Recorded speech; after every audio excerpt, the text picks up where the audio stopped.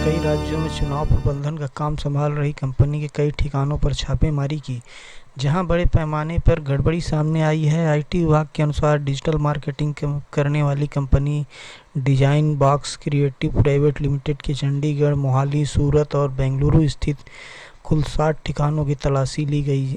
इसके अलावा एक होटल के कमरे की तलाशी ली गई जहां कंपनी के एमडी ठहरे हुए थे। विभाग ने 12 अक्टूबर को छापेमारी की कार्यवाही कई राज्यों में की। आईटी विभाग के सूत्रों के अनुसार ये कंपनी कांग्रेस के लिए डिजाइन प्लेटफॉर्म पर इलेक्शन कैंपेनिंग का काम कर रही थी। यह कंपनी कर्नाटक प्रदेश कांग्रेस कमेटी के अध्यक्ष डी.के.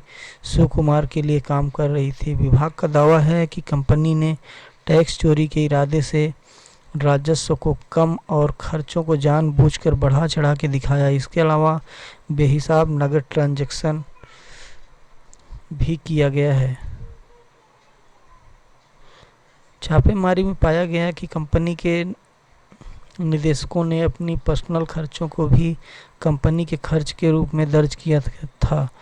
यहाँ यह देखा गया है कि कंपनी के कर्मचारियों और एंट्री ऑपरेटर के नाम पर लग्जरी गाड़ियाँ खरीदी गई थी, जिसका इस्तेमाल निदेशकों के परिवार के लोग कर रहे थे। एंट्री ऑपरेटर ने हवाला ऑपरेटर के जरिए ग्रुप को नकदी और बिना लेखा जोखा वाली इनकम ट्रांसफ़र करने की बात स्वीकार की है। इसके अलावा एक और कंपनी पर छापेमारी की गई। यह कंपनी सॉलिड वेस्ट मैनेजमेंट के काम में जुड़ी हुई है।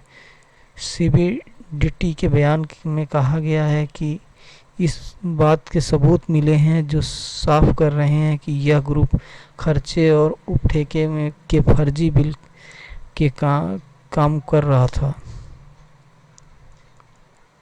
शुरुआती अनुमान के मुताबिक इस तरह के करीब 70 करोड़ रुपए के फर्जी खर्चे दिखाए गए हैं।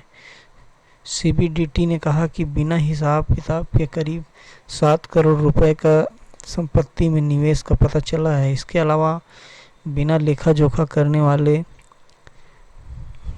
1.95 करोड़ नगद और 65 लाख रुपए के गहने जब्त किए गए हैं।